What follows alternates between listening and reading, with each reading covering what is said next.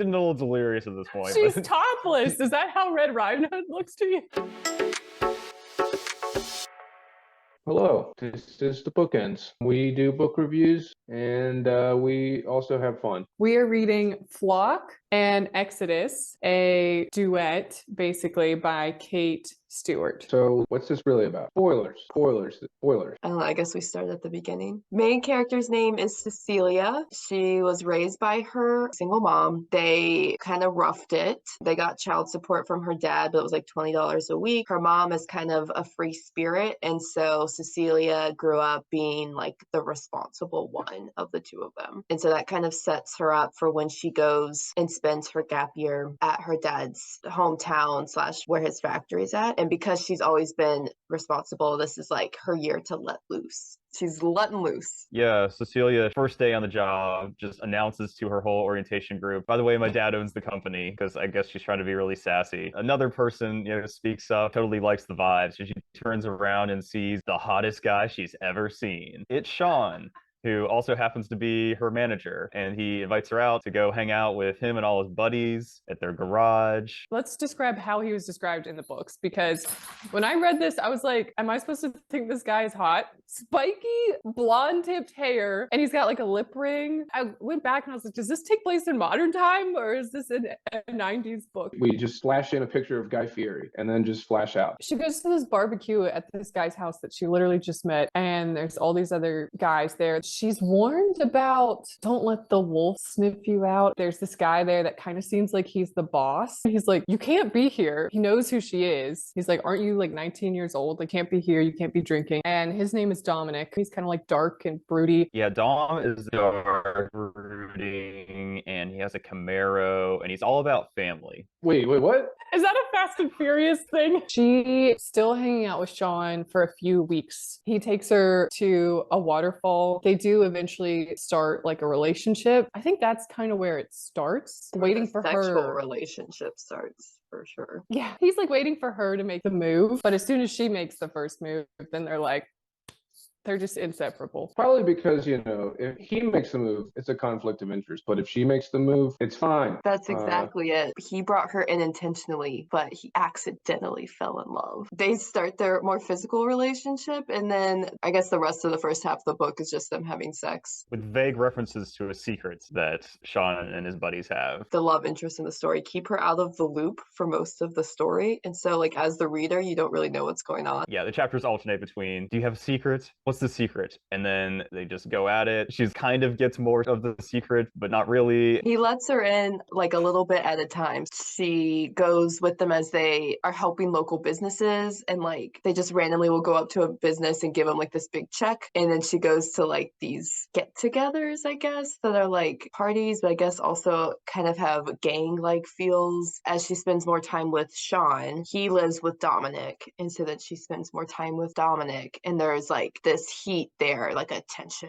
He lives with Dominic? How old are these people? They're 26, and Sean's dating Celia's like 18 or 19. 19. One of my favorite scenes from the first book is when she's making him dinner, and Dom is just being an ass to her, and Sean is not sticking up for her. Before she leaves, she bakes a carrot cake. She's like, wouldn't want to leave without serving dessert first. And just like puts the cake on Dom's head, and then just like, y'all can just fuck right off, and just like walks out of the house. How does her dad receive all of this? He's pretty absent, and he basically just spends all of his time in his apartment in Charlotte. So she's just living in this mansion by herself, basically. She hears this rumor at the plant that she works at that the guys share, and she gets very mad that Sean sings a Van Morrison song about dancing in moonlight, takes it very personally, yells at him. She gets so like overworked over song lyrics as if like the person who's singing them wrote them and like means them and as another form of communication. I don't really get it. But after she like yells at Sean about it, she brings up that rumor, and he basically is like, yeah. And so then her and Dom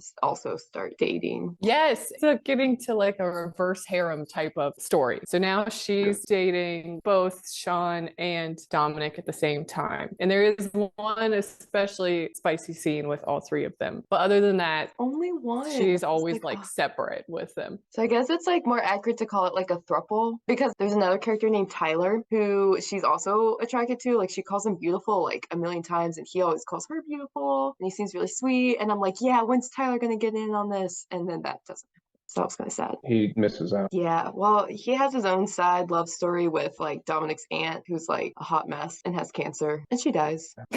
Spoiler. We're talking about spoilers. They're all just like doing each other, and Cecilia, like, she'll hang out with Dom in his room, and Dom puts on this like tough guy act, but he's actually like an MIT graduate computer whiz, and he's got this massive battle station set up in his room, just like doing all this numbers hacking, whatnot. And he's also really well read, and they'll sit in his room and read books together. Wait a minute. This what? He's just macho Yeah, character, so we think, but then he turns out to be These an characters MIT have depth, intellectual? okay, Clayton? Yeah, Dom is an Talking extraordinarily flat. deep character. Right. He's a car racer. Cars fast, music loud. Woman. Woman, singular. The way that she kind of organizes the relationships, I guess, is like her sunny days go to Sean because he loves to be outside and hiking. He's always described as golden, and then Dom's always described as like dark. So she has all of her rainy days saved for Dom. I feel like Dom's gonna get pissed off about that. You know, does he really want only the rainy days? It's romantic. They fall in love with her. They like slowly indoctrinate her into their way of thinking, which is basically like anti-capitalism. People with money are evil. Very Robin Hood, yada yada. Steal from the rich, give to the poor. Except they hack these companies and then they like give these businesses checks, which is like very traceable. It's like, here's a check. Make sure you deduct this from your taxes. Like, what, you gonna like launder money into? I don't know. It doesn't make a lot of sense. They slowly indoctrinate her so she like doesn't get on social media. She doesn't have her phone when she's around them. Starts like thinking the same way, which comes off as like she sees it as like her waking up to her privilege and stuff like that. But it also seems a little brainwashy to me. But neither here nor there. At the end, they like break up with her in a very cruel way. They play the song Cecilia by Simon and Garfunkel. That scene I did not understand at first. I was like, am I missing something? Why is she so pissed off? And what is going on? They like ghost her for a couple days. And before they ghost her, they're like, someone knows. Someone told our secret or something. And that's all she knows. She drives up to the garage where she knows they're at. They are throwing a party and she goes up and the song she hears is Afternoon Delight, which she's like, that's weird. They never play that. And then the next song is Cecilia by Simon and Garfunkel, which is her name. And it's also kind of a song about one night stands. So she knows based on those two songs that they're breaking up with her. And she like starts crying and runs away. I shouldn't laugh. She's like very traumatized by this. Sean, seeing how upset she is, punches Dominic, but it's too late. She's running away. They like eventually come back and try to tell her that it was fake. Someone was watching them and they were trying to make it seem like the relationship didn't mean anything to them, but to no effect because Sean punched Dominic. So it was very obvious they cared. What? I don't know how to say that any better. Basically, they weren't supposed to really bring her in to their operation at all. Like to protect her, I guess is the way they say it. They're trying to just make it seem like she actually didn't mean anything and they're trying to distance themselves from her. She immediately feels like she's been played. And that's how this ends. Sean does tell her for the end of the book, he's like, listen, Cecilia, all of that was fake. You are the secret. This is all actually about your dad. In the plant, like forever ago, there was an accident. Dom's parents were killed and your dad covered it up. And this whole time has been a years-long plan to take your dad down. And I didn't mean to like bring you in, but I did. And we fell in love with you. And I'm sorry, but we have to go now. And you just need to stay away from us. Wow. Yeah, at the very end of the book, she goes to this like elaborate ruse where she's like out there dressed as like Red Riding Hood or whatever, trying to like bring in like Dom and Sean at the last second. Like, please don't. This is what I saw. Like, I was getting a little delirious at this point. She's topless. Is that how Red Riding Hood looks to you? I do remember that. That's how Red Riding Hood was described. She's out there like trying to get their attention because maybe they're still like watching her, and someone does come up behind her and she's like, I knew you'd come, and turns around, she's like, oh, it's the Frenchman. At this point, I'm reading, who's the Frenchman? What is this? There was like some illusion before. Oh, they talk about this like guy that like runs their group. Dom speaks French. I was like, this is probably the Frenchman. But now there's some other random dude that showed up at the end of the book. And then we move on to the second book, Exodus. She's walking around topless in the street and a Frenchman approaches. He's the most beautiful man she's ever seen. Of course he is. She thought Dom and Sean were men, but they were mere boys in comparison. Well, at first they are enemies. She realizes that this guy is the actual boss, not Dom. He's basically keeping Dom and Sean from her. She's like pleading her case, like, I'm not going to tell anyone your secrets. Let me be part of this. Like, it's my decision. I want in. He's just sort of like, no. She sees Sean and Dom one more time after that. They're at this apple festival in town. Sean, kind of in secret, he takes her out to the square and they dance together to live music. And he's like, I gotta go. And she's like, what? No, like, we need to talk. Like, please don't leave. And she like chases him till they get to Dom's Camaro, and Dom's there waiting. You could tell they're like pained to go, but they like get in the car and leave. Then it's just radio silence. Like, she doesn't hear from them. She describes the next part of the book like New Moon. The New Moon movie, not the book, even though she's like an avid book reader. Bella Swan's like sitting in front of the window and the seasons are just like passing her by. That's like how she describes it. And that basically goes on for like 8 months. After this 8 months of nothing, the hiatus is broken when someone leaves a necklace with raven wings on her pillow. She doesn't know if it's Dom or Sean. This is after she goes on a date with some like random guy that is a dud. And so she runs out into the forest behind her house thinking that they're there to talk to her, and they're not. Tobias is there, the Frenchman. Is this where they like kind of hate fuck? I don't remember when they So yes. no, there's a hateful kiss, but they're not. This isn't the spiciest scene. She has to take the next day off of work because she's like covered in so many bite marks. Oh yeah, she has to take a shower because her boobs are bleeding or something. What the fuck? All right. Hold on. Wait a minute. But she figures out that this dude is Dom's brother. Dun, dun, dun. He's the John Cena of the movie. He sees the necklace on her and he's like, who gave you that? And they start basically fighting. She's like, he loves me. And he's like, who? Which one, Cecilia? Which one gave you the necklace? It's obvious she doesn't know who it was. And he just kisses her. Like, he attacks her to the ground and just violently kisses her. In her mind, he's doing this to show you do not love these guys. Like, you are just a 19-year-old who was obsessed. Look, I can make out with you right now. He's and trying you to teach will her a want me. lesson. Yeah. And it does kind of turn into like a heated moment where she starts kissing him back. And he's like, I just proved my point. Stockholm syndrome. He shows up, he's just in her house, and he's basically like, we need to make a deal. He thinks now that Sean and Dom have left her, that she's going to be like fickle about it and tell their secrets. And so he is like, I can take all your father's money right now. And so you won't get your inheritance. So you can't take care of your mom, but I'll wait to screw him over as long as you promise not to say anything. And so in order to make sure she doesn't say anything, he has to basically stay at her house and watch her 24/7. Forced proximity. They end up spending all this time together. They go on little nice fancy dates together, and they're at the house together, and they basically start dating. Comes a pivotal moment where Cecilia is like, Tobias, I love you. And they're like outside when who was behind them? Well, it's Dom. Dom is right behind them. It came back. Dom and Sean came back. That was the quickest.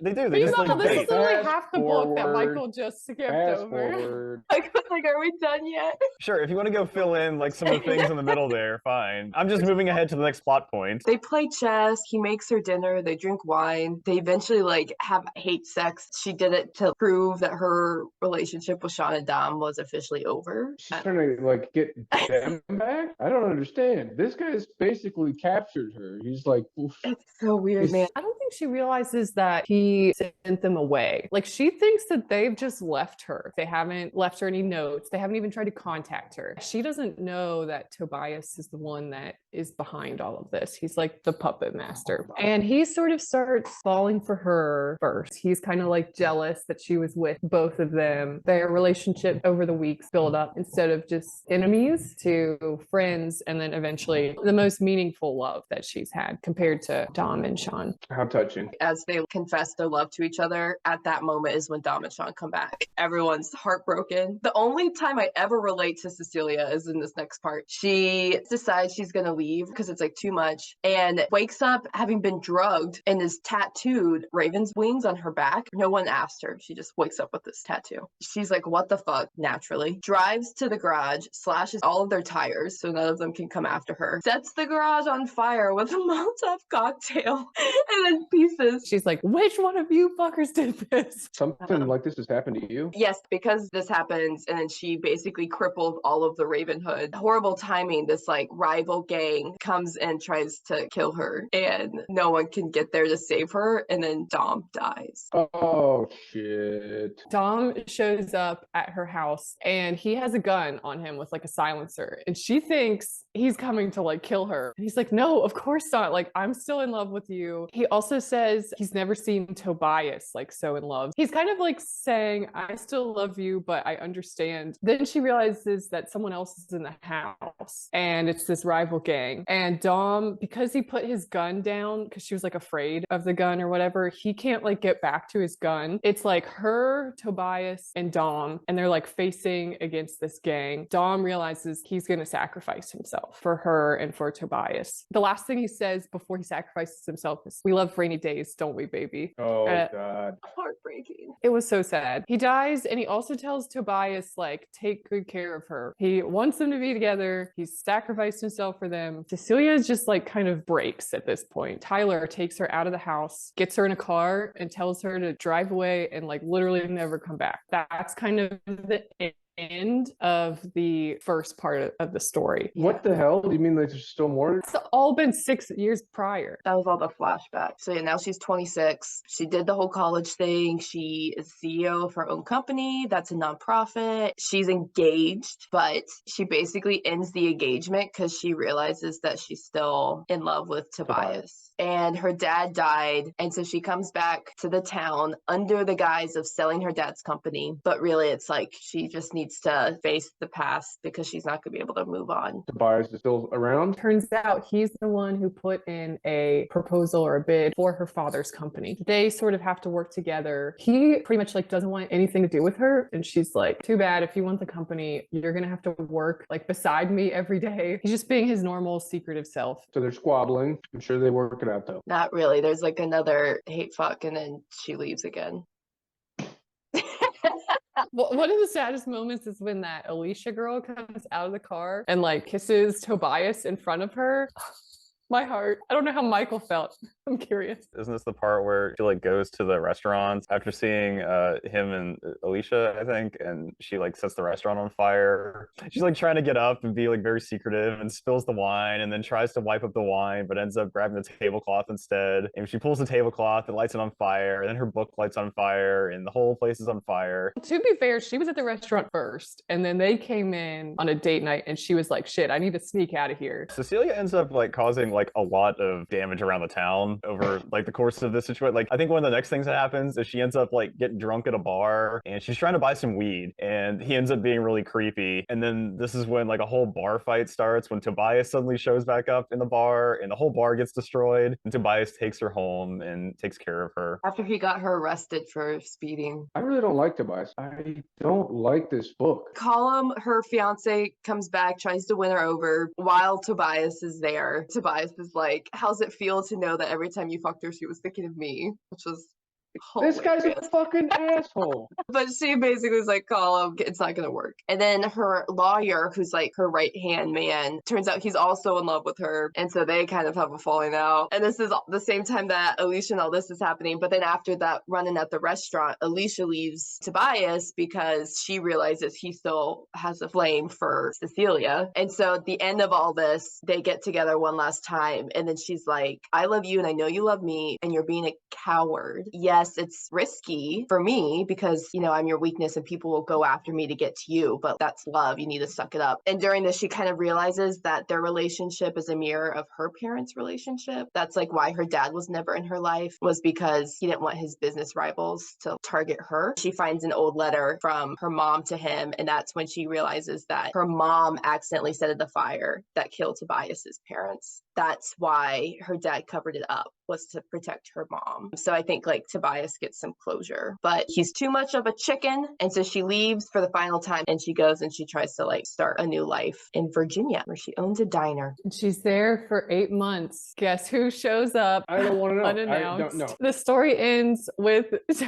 She leaves her shift and Tobias is out there at her Camaro. What the hell happened to Sean? Oh, He got Sean married. does have a Yeah, happy Sean got married and they had some kids, so he got some closure kind of in his story. There's also the huge reveal at the end that apparently the whole Ravenhood has taken over the presidency of the United States also. This book is the strangest book I've ever heard of. What is the Like theme here? literally the last scene is Tyler, the guy from the group, is standing there and he's like a Secret Service agent behind the president. It's like heavily hinted he's like done all these kinds of things that are like the Ravenhood wanted to have done. Like he's kind of like restructured the banks and thrown out a bunch of like the politicians and stuff. So it's like heavily implied that they've just like seated a Manchurian candidate into the presidency. But yeah, he came back and he was like, I'm ready now. And she's like, it's too late. And he's like, give us a try. And happy ending. They get back to it. Good. We also Good need a review. third review. I could do like our favorite like side character, like someone we have yet to mention. Can't be Tyler.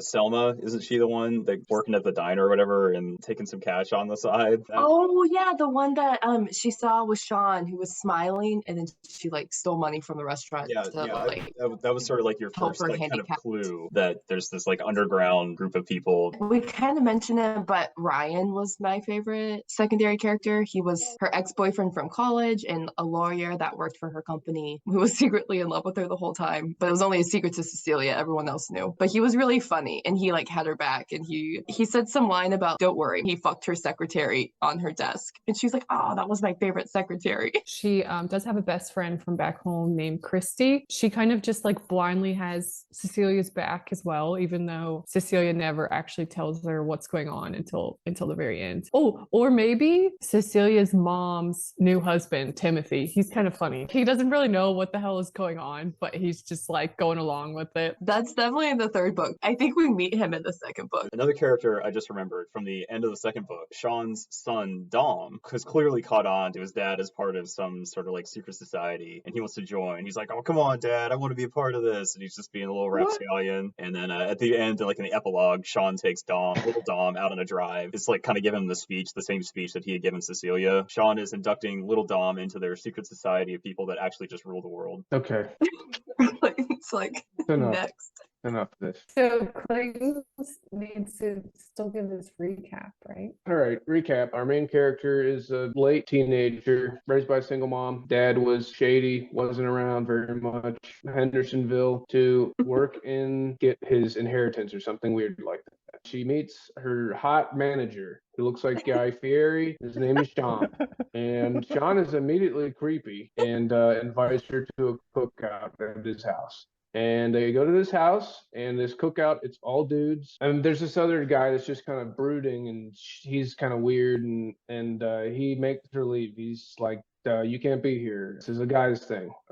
That's not what he says, but he makes her leave. She thinks he's like the boss of the other guy, Sean. You know, she hears something about a wolf. And I guess we think that that's Dom. I don't know. Just living life. And then she starts dating Guy Fieri. They go to like waterfalls and stuff around Hendersonville. There's sexual things that happen. She starts to hear a rumor at the plant. I don't know what the rumor was about. Something a little bit weird. Something's Sean, and maybe that other guy. They're into stuff, and Sean sings a song about dancing in the moonlight. That pisses her off a lot. She hates that. She starts dating a guy because they're roommates, and they're just bros. And so they're having a good time. It's like a throuple thing. They're doing all kinds of freaky stuff. They're also anarchists, and they might be hackers. We don't know. They don't use computers a lot, but they get a lot of money from corporations somehow, and they give it to other businesses that they agree with. Dom's parents were killed by her dad at some point. I guess this was prior. So Dom doesn't like her dad and he's trying to get revenge. She's pissed because she doesn't like her dad anyway. She's like, who cares? And, you know, I know you guys are hackers and I'm not going to tell anybody. But anyway, she starts going topless in the streets to try to attract attention.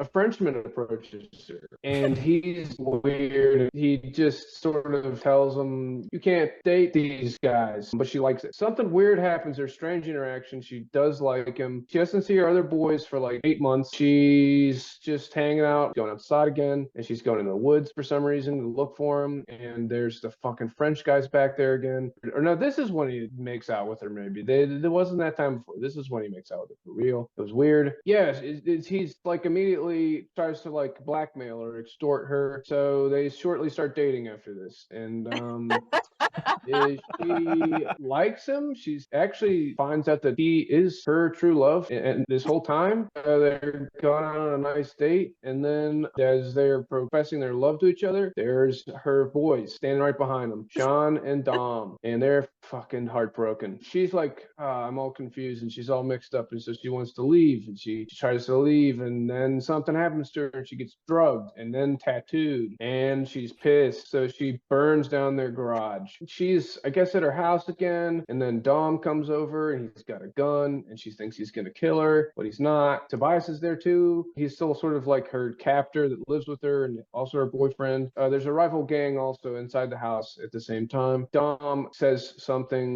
epic stuff, and then gets shot. They escape. He took one for the team, and then they escape. Tyler, who's this pretty boy who she never does get with, but she thinks about him a lot, and he's the getaway driver. She's kind of laying low or whatever, and it flashes forward to the beginning where we started off the beginning of this book, I guess, where she's like driving back into this town. Now she's like a hotshot. She's got a lot of money because her dad died, and she's like got her own company and stuff. She's gonna sell her dad's company, and you look who wants to buy. Old Tobias. He's still making advances towards her. They do some sexual things, and then turns out that he's also got a girlfriend. And then, our main character, Cecilia, is pissed. So she gets really drunk, and she causes a lot of property damage in Hendersonville. Tobias does save the day, though. As she's getting into a bar fight, he helps her. She's still pissed off, though, so she leaves and starts a diner somewhere in Virginia. And then fucking Tobias just comes and they take over the United States of America. This whole hacker Silk Road type operations that they were running actually controls the presidency, and that's it. That was so good. That was close, yeah. that was the book. You guys can talk about what's next. I say we do the third one for That's the fine, that fans. works. The finish line. Finish line. Okay, cool. Like, subscribe, follow. Do-do-do-do. Like, Follow, subscribe. Listen to us. Don't listen to us. Bye. Bye.